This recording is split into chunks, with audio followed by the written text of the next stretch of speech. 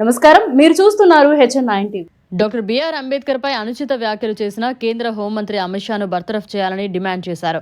మండల కేంద్రమైన మనుబోల్లో రాజ్యసభలో నిన్న జరిగిన దురహంకార మాటలకి కలత చెందిన భారతదేశ ప్రజాస్వామిక అంబేద్కర్ వాదులు మరియు కాంగ్రెస్ పార్టీ ఆధ్వర్యంలో అన్ని రాజకీయ పార్టీలు కలుపుకొని బాబాసాహెబ్ అంబేద్కర్ పైన అనుచిత వ్యాఖ్యలు చేసిన వారిని కఠినంగా శిక్షించాలని, హోంమంత్రి పదవిని బర్తరఫ్ చేయాలని ముక్త కంఠంతో ప్రజా సంఘాలన్నీ రాజకీయ పార్టీలు మొత్తం నిరసనలో పాల్గొని ఆందోళన చేశారు. అమిత్ షా దేశ ప్రజలకు క్షమాపణ చెప్పాలని, అంబేద్కర్ పై చేసిన వ్యాఖ్యలను బహిరంగంగా క్షమాపణ చెప్పి వెనక్కి తీసుకోవాలని కోరారు.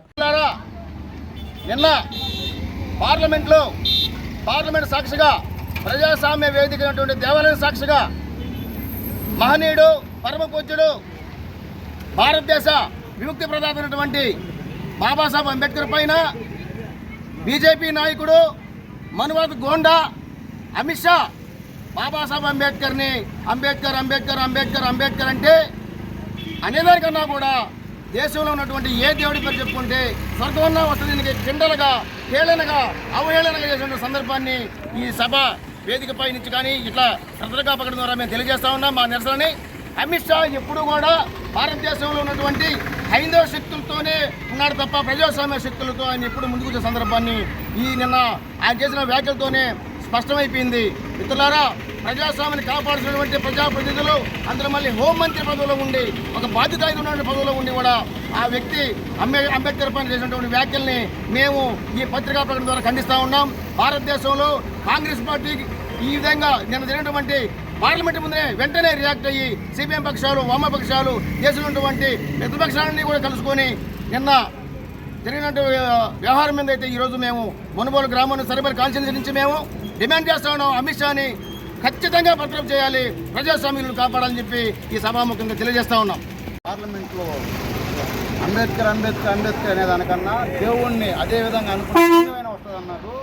ఇది మాత్రం చాలా తప్పుడైన విషయం. అంబేద్కర్ గారు ఎస్సీ, ఎస్టీ, బీసీ మైనార్టీలకి మా దేవుడైన ఆయన కాబట్టి ఆయన మాకు అందరూ ఓటు హక్కు వినియోగించాడు. ఆ ఓటు హక్కు ద్వారా మేమందరం నేను ఎన్నుకోబడ్డాం కాబట్టి ఈరోజు నువ్వు ఆ స్థానంలో కూర్చో ఉండవు. అదే నీ రామున్నో, నీ కృష్ణున్నో పూజించుకుంటే ఈరోజు నువ్వు ఈ హోంమంత్రి శాఖలో ఉండేవాడు కాదు. ఇప్పటికైనా మినిగిపోయిందా?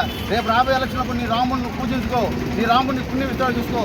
ఏ విధంగా మా ఓట్లు, మా అంబేద్కర్ గారు మా కులాలకు ఇచ్చిన ఓట్లతో నువ్వు ఈరోజు నాయకుడు అయ్యావో చెప్తే లేదా ఏ విధంగా కాదు. రెండవది ఏంటంటే పుణ్యం అనేది పాపం చేసినోడికే పుణ్యం వర్తిస్తుంది. నువ్వు పాపిష్టంలో పుట్టినవాడు కాబట్టి నీకు పుణ్యం కావాలా. అదే పుణ్యాత్మ అనేవాడు ఎలా ఉన్నాడంటే మానవతావాదైన విలువలతో కూడినవాడు, ప్రజలను చేసుకోరేవాడు కాబట్టి అంబేద్కర్ రాజ్యాంగం రాశాడు కాబట్టి ఈరోజు దేశంలో అన్ని కులాలకి, అన్ని పార్టీలకి, అన్ని మతాలకి అంబేద్కర్ రాజ్యాంగం నినాదం అయిపోయి ఉంది. ఇలాంటి తరుణంలో ఇలాంటి తప్పుడు మాటలు మాట్లాడటం ఇది దేశానికే చాలా అరిష్టకరం అని మేము ఈ సభాముఖంగా తెలుపుకుంటూ ఉన్నాము. రెండోది ఏంటంటే భారతదేశంలో అంబేద్కర్ ఎంత ముఖ్యమైన పాత్ర. అంబేద్కర్ అంటే రాజ్యాంగం, రాజ్యాంగం అంటే అంబేద్కర్ని దెబ్బ కొడితే రాజ్యాంగాన్ని దెబ్బ కొట్టినట్టే, రాజ్యాంగాన్ని అవమానిస్తే అంబేద్కర్ గారిని అవమానించినట్టే.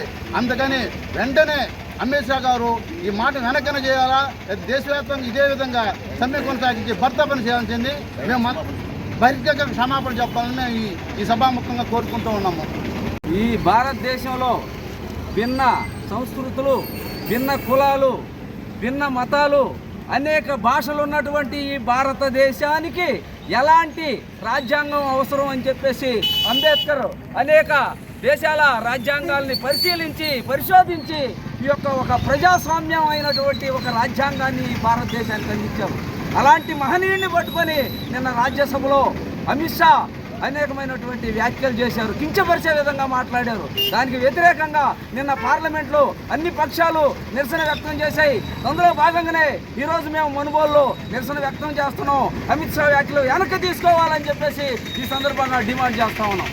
మరిన్ని అప్డేట్స్ కోసం మన HN9 టీవీ ఛానల్ని సబ్స్క్రైబ్ చేసుకోండి.